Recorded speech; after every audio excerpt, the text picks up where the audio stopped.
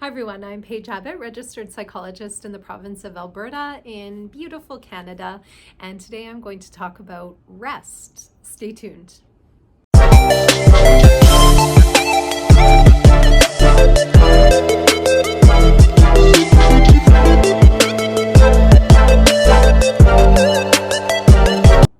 I've been thinking a lot about rest lately, and I think part of that is because I'm starting to connect more with the power of rest.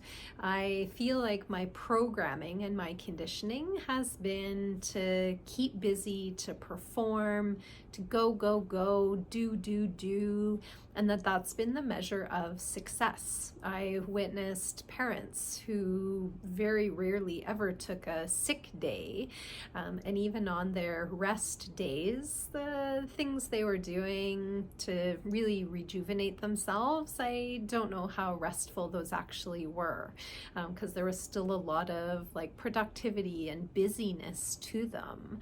And so out of all of that, I never really learned the value of rest. And as an adult, I'm really starting to connect with how therapeutic and how powerful rest can be. But I'm also noticing that there's some interesting challenges that come up in the pursuit of rest. And it's a theme that's come up with my clients over the years who are also programmed in the same society and perhaps from similar upbringings as well, that it's very difficult for them to give themselves permission to rest. And when they go about trying to rest, I've noticed a theme that there's generally an expectation that as soon as somebody's committed to saying, I'm going to rest now and this is what I'm going to do to rest, they expect that they're going to feel rested. Now, I'm not saying that I don't think this is a reasonable expectation to have. It's common sense. I've decided to rest. I'm going to rest. Why would I not feel restful? But if we think about rest as a skill, as a muscle, that kind of then starts to change our perspective on that situation and on that expectation. It would be like a muscle and strength training. If I've never gone to the gym before, am I going to be able to go into the gym for the first time and pick up a 200-pound barbell? I don't think so. And even if I could, it's going to be very hard. It's going to be very painful. And I don't think I'm going to come out of that going, wow, that was a winning moment. That was really successful. I'm probably going to go, ow, that hurt. I tore something. I'm not doing that again. And so it becomes disempowering. So if we view rest in the same way, I'd say that's many people's experience, that they have done very little rest and they've decided, okay, I'm gonna spend a day just resting and relaxing and not doing much. But when they do it, they find that maybe they're agitated, maybe they're bored, maybe they're actually feeling stressed out and uncomfortable. That's not what they expected when they came to do this rest. But if we view it from that lens of that's the equivalent of them trying to pick up a 200-pound barbell without having built up some strength and some skill, of course, the experience is going to be pretty empty. So how do we go about building strength when it comes to rest? Well, I'd say we can actually go about it in a very similar way to building physical strength. So still comparing it to building strength or muscle at a gym, where would we start? Well, for one, we would have a plan. How often am I going to do this? When am I going to actually go to the gym? And trying to set ourselves up for success. So not overcommitting, not saying I'm going to do this absolutely every single day, I'm never going to miss a day. It's a new habit. It's a new routine. It's not going to happen super regularly to begin with. We may want to pick once a week or once every 2 weeks or even once a month, depending on where you're at. So we need a plan. We also need to be gentle and set things up to go step by step. So much like muscle training, you may want to think of it as, you know what, I'm going to do 20 minutes of rest and relaxation, and that's going to be my starting weight, so to speak. That's what I'm going to initially really work on picking up and cultivating some comfort with. So even if you're thinking, oh, it'd be really nice to watch this 2-hour movie and not get distracted and feel comfortable and feel peaceful, you might have to break it down. It might have to be 20 minutes of that movie, 15 minutes, 10 minutes, 5 minutes, half an hour. There's no right or wrong when it comes to the time frame, but pick a time frame that feels doable for you, but still slightly out of the comfort zone. So you are still noticing that maybe there is some agitation or some discomfort, but it doesn't feel unmanageable for you. That's that really sweet spot. And it's the same thing with physical health goals as well.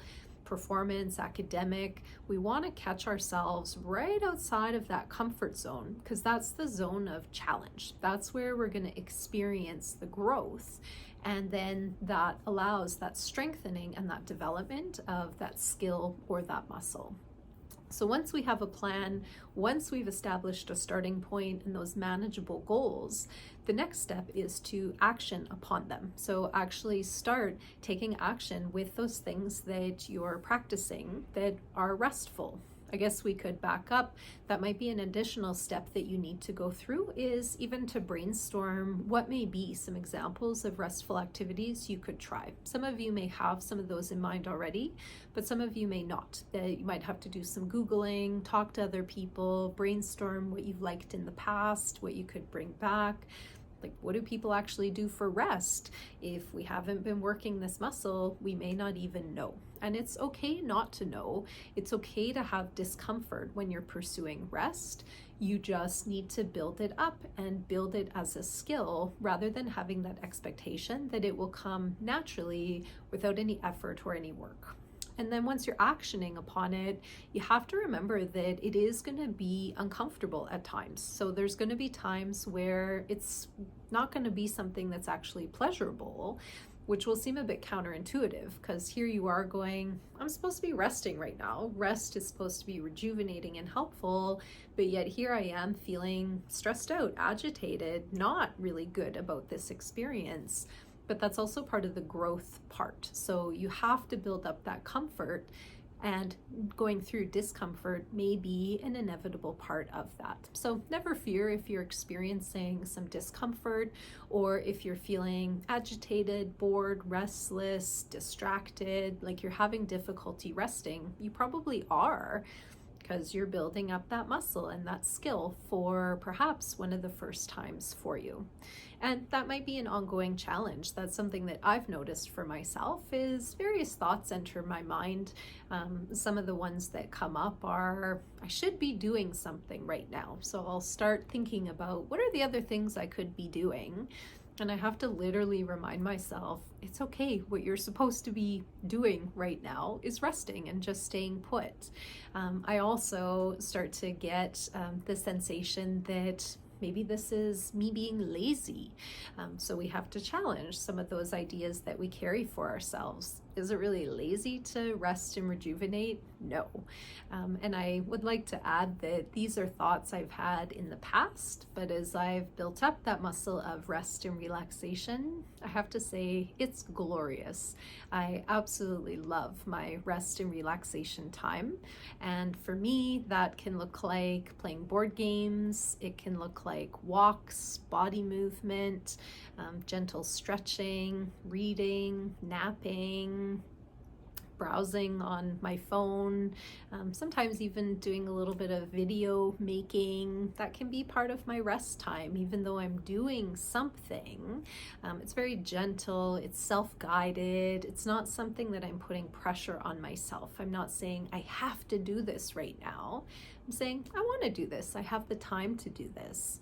It can also look like playing games on my phone, watching shows, even just staring out at a window, staring out at the sky, meditating, listening to a relaxation or a guided hypnosis session on YouTube. It can look like journaling. It can look like a lot of things. Those are just the ones that come to mind. And I've really learned to enjoy that time outside of structured productivity.